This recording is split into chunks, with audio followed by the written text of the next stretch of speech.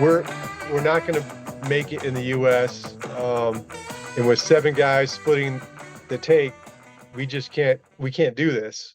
So everybody knows us. We're the face of the band. We do all the singing, we do all the music, we do everything. The two of us need to split off and do our own thing. That's the only way we're going to make any money. And that went on for the better part of a year before they finally said after the US Festival, he said, okay. And so they wrote up a letter of resignation, went to their manager's office. They had closed for the day. It was on a Friday. Slid the letter under the door and went off to the pub to celebrate the fact that they were going to start this new adventure. They got a call the next day from David Bowie saying that he wanted to take them on a worldwide tour to have him as his opener. And they, of course, panicked. So there's a great paragraph in the book describing the two of them on the floor in their manager's office, desperately trying to get the letter back out from underneath the door to rescind their resignation. But unfortunately, it didn't happen. And the manager saw the letter and basically fired the two of them. So that was the end of the beat at that point. Um, Yeah, but so that that was 1983. They were done. they were done. It was over. They went on to form General Public with the two of them, and they had that song "Tenderness," which I think most people know. It's played as in like 7 different music soundtracks, so you probably heard it. I was in Weird Science was Yep, the first time, I think, and then it was, but they said it was in 16 Candles as well. yep, yep. And and that's a super group, General Public. A lot of people don't know who sings that song, and then when you say General Public, they think, okay, fine. But that has members of the Specials and the Clash, Mick Jones. Yep. Mick Jones played guitar on the first album. He left, so he got credit, but no picture on the album cover, I think. Right, correct. And Uh, Dexy's Midnight Runners had somebody on there too, if I remember right.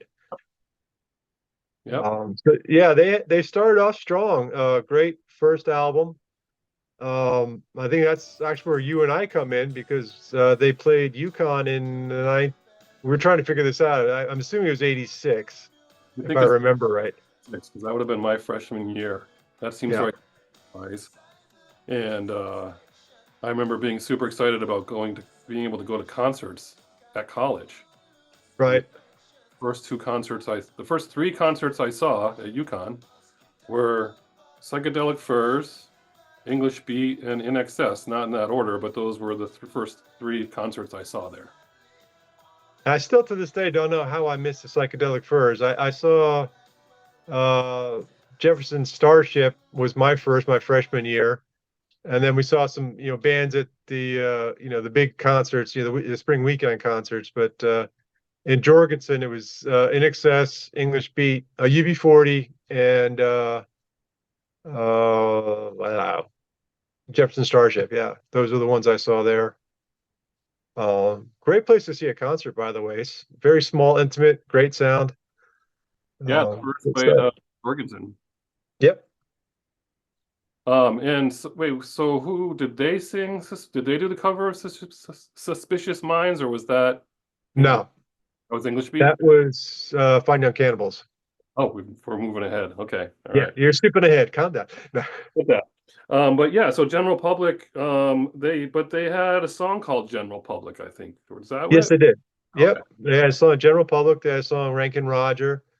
They went on to put out 2 CDs.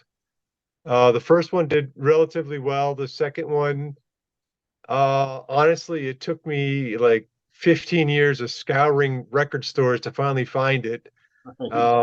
And it was good for nostalgia. It wasn't quite the quality of the first one, I have to admit, but it was a lot of fun. Um, Yeah, yeah, Tenderness went to number 27 in the US and number 11 in Canada, but that second album went nowhere, and they dissolved right after that second album. yep. And at that point, if I remember right, Dave Wakeling moved to the U.S. and started working on soundtracks. and Rankin Rogers stayed in the UK and played under the beat name, and Dave took the English beat name over in the US. Yeah, so a side note, Mick Jones soon formed Big Audio Dynamite for people who like to see the family tree of things. And Big Audio Dynamite was huge, obviously, and they benefited from another soundtrack with Ferris Bueller's Day Off and that kind of thing. But yeah, so then it was two different bands. The Beat and the English Beat, or was what do they call it? They called it English Beat featuring Dave Wakeling. Like you had to figure out which Right. one you were seeing, right? Like one had one territory, one had the other, or some, that got to be a little bit a little confusing, right? I did. I mean, honestly, I almost went to go see him one year, but it was like you said, it was like the English Beat featuring Dave Wake. I'm like, well, what's in the band? Yeah, before I pay my hard-earned money, I want to know, what am I going to see here?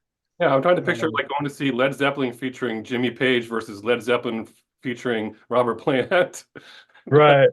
Like, I mean, obviously not on the same scale, but just the idea of having to navigate that is hard. Of Well, just a sidetrack, if you don't mind, for 1 second. Do you remember the movie The Commitments? course, yeah, I love it. Yeah, loved the album, loved it a lot. So when we were living in New Britain, they had a commitment show at this thing in New Britain. Nice. I was like, oh my God, my wife and I were all over it. We go down there thinking because it showed on the posters was all, the band it was like the movie poster. All right. It's like, come see the music from the movie. And I was like, this is going to be amazing. We get there and it was the drummer and the two female backup singers. That was it. Right. And I was like, this is the biggest ripoff. I mean, there was people screaming and yelling in front. They ended up having to change the name to The Committed, Oh, featuring music from the Commitments oh movie. boy. Right. It was such a backlash. So yeah, when I saw the English Beat featuring Dave Wakeland, that was before I went to go see it. I had to make sure I knew what I was getting myself into because I didn't want to get disappointed again. Yeah, in today's day and age, especially, you have to, when someone says so and so is touring, especially if it's someone I haven't heard in a while, I always have to go and look up who's in the band. Is it the Right. singer? Is it the guitarist that you want to see, and whatever else?